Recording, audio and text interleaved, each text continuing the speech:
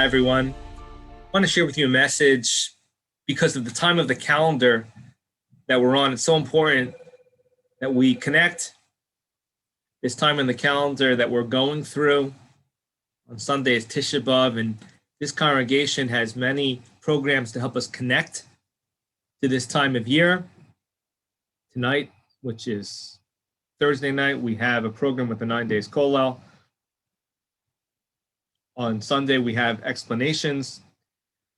Sunday morning, videos being shown around the world in various Jewish communities. Sunday afternoon, of course, the highlight, perhaps the reading of Eicha, as we try to begin to connect to the various tragedies that happened to our people. But whether we want to talk about the history, or whether we want to talk about the halachos or the gemaras,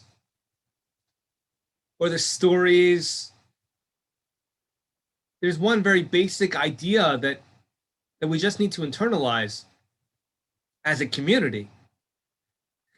And that is, we are united. Oh, we want to strive for unity. People say that all the time, of course, but whether we want to strive for unity or not, we are united. We are united. It cannot be the way the Almighty made us. It cannot be that one of us is doing really, really great, and another one is doing really, really poorly. We're connected. You can't be right next to somebody else and they're doing great, you're being poorly, and that doesn't impact you. We're all interconnected. If somebody's struggling, then we're all struggling on some level. This isn't a concept we're striving to achieve. This is reality. This is reality. We have to understand that what happened to us as a people in Yerushalayim, or Kodesh, the destruction of the Beis Hamikdash, we need to realize that it cannot be. We are a community.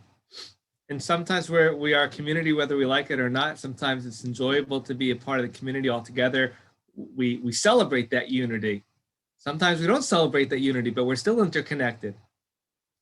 So it's a very basic idea. It's just not to forget the ABCs. Tisha B'Av in 3 weeks. There's a great story that brings us home that I wanted to share with you. The story is said about Rabbi Pesach Krohn's brother who was traveling in Israel. And he was dressed in yeshivish Haredi attire, black and white, hat, white shirt, dark suit jacket, and he gets into a cab.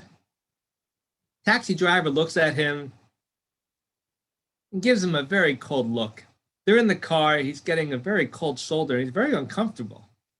And it seems like this is the last place the taxi driver wants to be.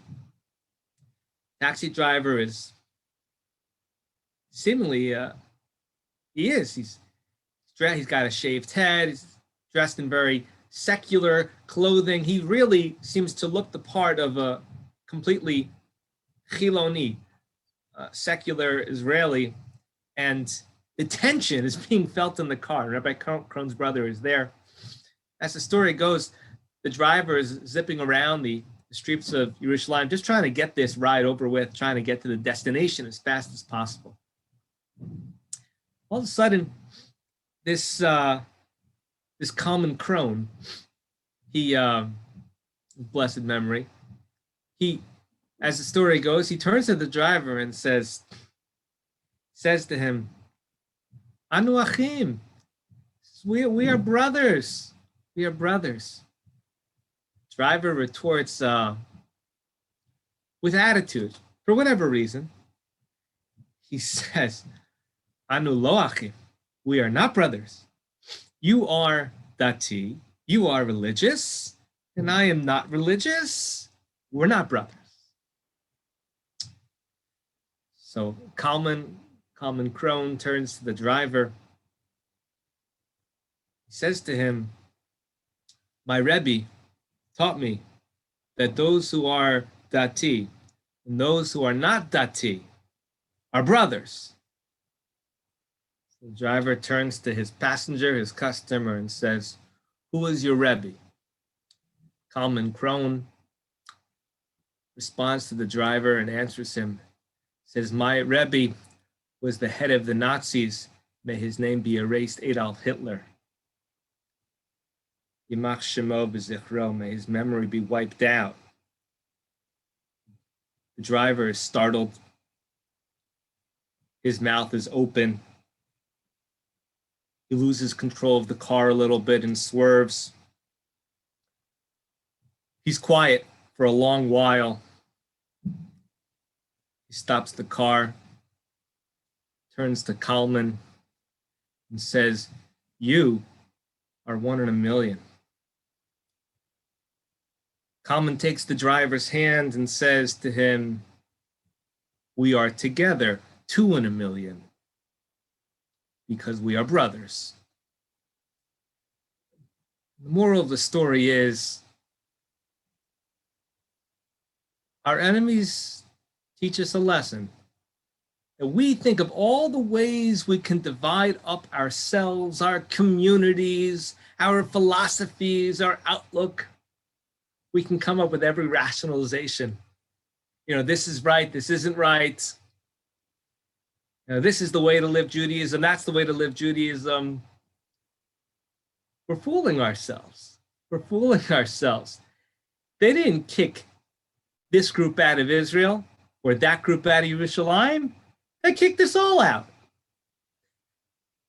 The lesson is that whatever has been destroyed can be reconstructed.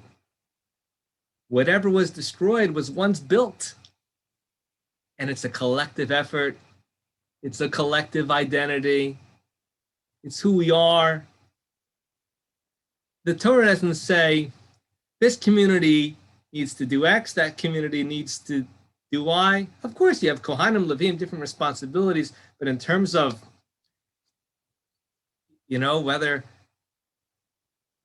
to go ahead and say Hallel, with the bracha on Israel Independence Day or not, or whatever the case may be, artificial kind of these deep divisions that sometimes get blown out of proportion. It's not the way we're made. It's not who we are. Tisha B'Av is about this idea. Everybody sits together on the floor. We go through this experience. We realize our collective history. We realize our collective history so that we might yet appreciate our collective destiny. It's not possible for one Jew to be successful and the other one not to be successful because we're too connected to each other. We have to believe that. We have to understand that. We have to gravitate towards those goals and agendas and this outlook, this healthy outlook. This is what Tisha B'Av is about. We're going to be spending a lot of time for the next several days talking about this.